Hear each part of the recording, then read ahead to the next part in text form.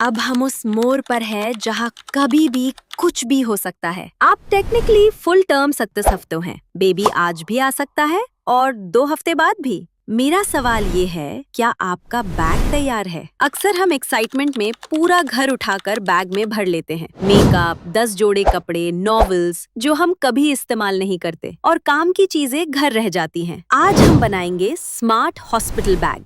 एक माँ के लिए, एक बेबी के लिए और एक उस बेचारे शौहर या अटेंडेंट के लिए जो वहाँ पूरी रात कुर्सी पर बैठने वाला है।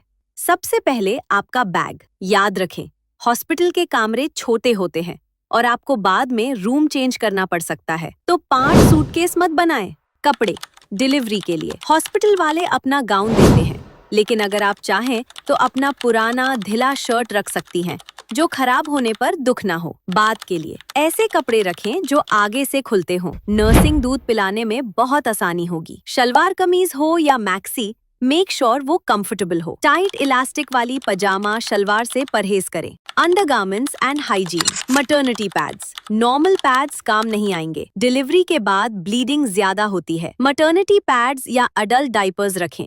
शर्माइए मत, यही सबसे कंफर्टेबल होते हैं। Nursing brass.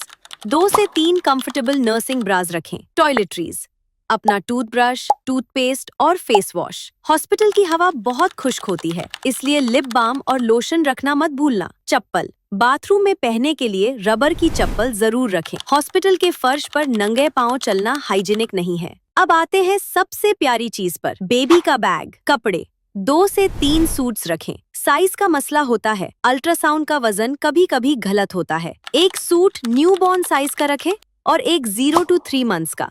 मौसम का ख्याल रखें, अगर सर्दी है तो गर्म टोपी, मोजे और मिटन्स जरूर हों। Wrapping sheets. देसी हॉस्पिटल्स में बेबी को स्वाडल लपेटना किया जाता है। 2 नरम सूती की चद्दरें और एक गरम ब्लैंकेट रखें। डाइपर्स एंड वाइप्स हॉस्पिटल वाले शायद प्रोवाइड करें, लेकिन अपने बैग में कम से कम 5 से 6 न्यूबॉर्न डाइपर्स और अल्कोहल फ्री वाइप्स का पैकेट होना चाहिए। घुट्टी शेहड़ का मसला, यहाँ एक बहुत जरूरी बात। अक्सर दादी, नानी, सास कहेंगी कि घुट्टी या शेहड़ बैग में रखो। बच्चे को पहली चीज यही चतानी है। मेडिकल वार्निंग, डॉक्टर सख्ती से मना करते हैं। 1 साल से छोटे बच्चे के लिए शेहड़ जहर बन सकता है। बच्चे का मेड़ा अभी तैयार नहीं है, प्लीज सिर्फ माँ का दूध दे। ये पहला गिफ्ट है जो आप बच्चे को देंगी। अब बात करते हैं उस शख्स की जो पूरी रात स्टूल पर बैठा रहेगा, आपके शौहर या अम्मी। उनका ख्याल रखना भी जरूरी है। स्नैक्स, हॉस्पिटल की कैंटीन रात 2 बजे बंद हो सकती है। बैग में बिस्किट्स, जूस, चिप्स और पानी की बॉटल्स रखें। डिलीवरी लंबी चल सकती है, उन्हें एनर्जी चाहिए होगी। टेक, फोन चार्जर, एक लंबा चार्जिंग केबल जरूर रखें। हॉस्पिटल के प्लग्स बेड से बहुत दूर होते हैं। आराम, एक नेक पिलो और एक शॉल, चादर। हॉस्पिटल में एसी तेज होता है और अटेंडेंट्स को ठंड लगती है। कपड़े भूल जाएंगी तो मसला नहीं, लेकिन अगर फाइल भूल गई तो बहुत मसला होगा। द फाइल, अपनी प्रेगनेंसी की पूरी फाइल, जिसमें पहले अल्ट्रासाउंड से लेकर आखिरी ब्लड टेस्ट तक सब रिपोर्ट्स हों, बैग में सबसे ऊपर रखें।